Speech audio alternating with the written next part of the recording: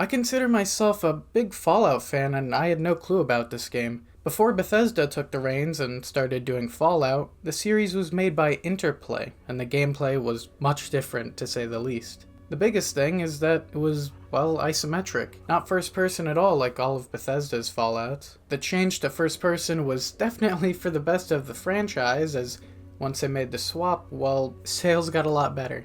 The whole franchise got a new spark. But how did Bethesda take over this IP? And what is this MMO you've never heard of? In the late 90s, Interplay's Fallout games weren't doing as good as competitor franchises, but a new genre had just hit the scene, and was doing very well. So Interplay wanted a piece of this. They decided to make a Fallout MMO.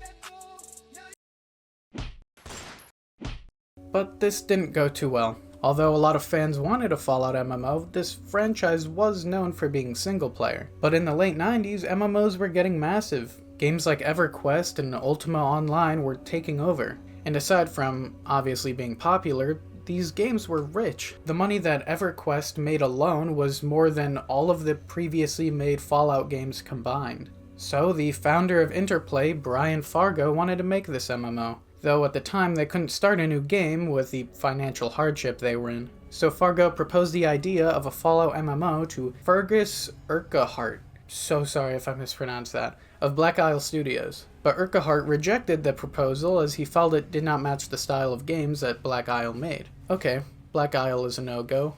What about Engage? I mean, it's Interplay's own division made to develop online games, so they must say yes. No, rejected as well. Fargo then left the company in 2000 after many disagreements with the two new owners of Interplay. Interplay's finances became so dire that in June of 2004, operations were suspended by the California Department of Industrial Relations due to a lack of workers' compensations and unpaid wages. Despite these issues, Hervé Cain, one of the two new owners, announced Interplay's intentions of developing MMOs, among them a Fallout MMO. And to keep Interplay and their game's ideas afloat, in October of 2004, Interplay sold the rights to develop Fallout 3 and 2 sequels to Bethesda for a little over $1 million.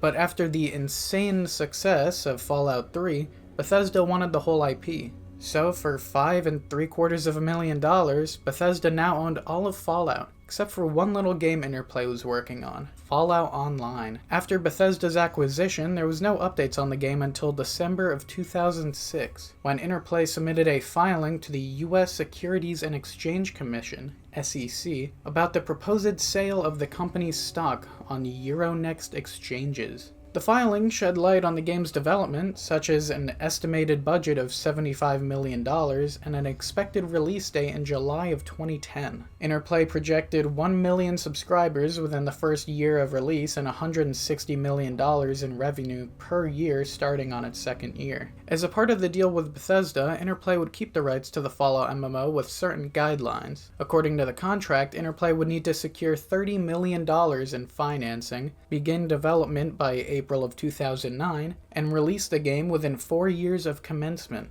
Interplay originally attempted to sell the IP for $50 million with the inclusion of the MMO, although Bethesda opted to purchase everything other than the MMO. Bethesda didn't have any confidence that Interplay would be able to fulfill their contractual obligations, and were just waiting for the rights of a Fallout MMO to go to Bethesda. The claim was strengthened when Bethesda holding company ZeniMax Media founded ZeniMax Online Studios, studio dedicated to the development of MMOs in the same year.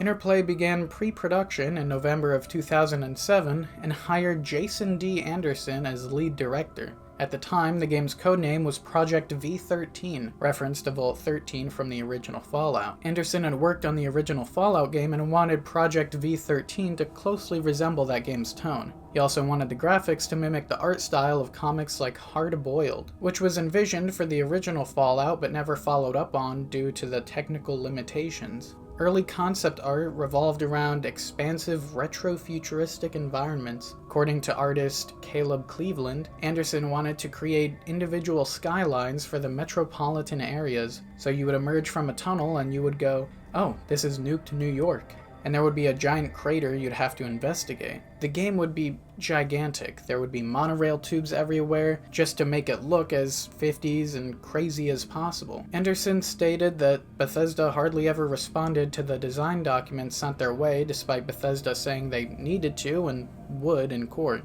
Frustrated by the lack of work being made on the project, Anderson left for a job with In Exile Entertainment in March of 2009. On April 3rd, just 2 days before their contractual deadline to begin full-scale development, Interplay announced a partnership with the Bulgarian company Masthead Studios. As per their partnership, the two studios would work together to develop Project V13, and Interplay would be given access to the game engine Masthead was using for their upcoming game Earthrise. Bethesda didn't believe Interplay had begun full-scale development before the deadline or secured the necessary funding, and submitted a notice of their intent to reclaim the rights of the project. In September of 2009, Bethesda filed a lawsuit against Interplay. They accused Interplay of trademark infringement, multiple accounts of breach of contract, and unfair competition, and sought to stop Interplay's distribution of the first 3 Fallout games as well as production on Project V13. Interplay fought back with a declaration to retain the rights to Project V13 or return the rights to the entire series. The district court judge denied Bethesda's case, and Interplay was allowed to continue work. In 2010, it was announced that Project V13 would officially be called Fallout Online. After even more legal battles with Bethesda, it seemed that everything was going well for Fallout Online. Interplay kept winning court cases until January of 2012, when the two companies reached an out-of-court settlement. As per the settlement, Fallout Online was to be cancelled and the rights to develop a Fallout MMO would revert to Bethesda,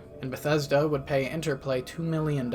Interplay would still be able to sell copies of Fallout 1, 2, and Tactics Brotherhood of Steel until the end of 2013, and Interplay briefly attempted to repurpose their Fallout Online assets into a single-player game, but a crowdfunding effort only raised a few $1,000s, and that game was also cancelled. Bethesda did eventually release their own online Fallout game, Fallout 76, and even though the absolute abysmal launch of that game, nowadays it's a lot better and I actively play it. So, in the end, I guess we did get a Fallout Online. Maybe not the original vision, but I'd say we still got a good game out of it.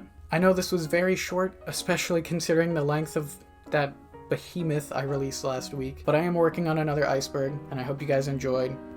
Yeah, subscribe if you did enjoy. I'll read and respond to every comment, and yeah, I'll see you in the next video, which will hopefully be another behemoth. And have a great rest of your day.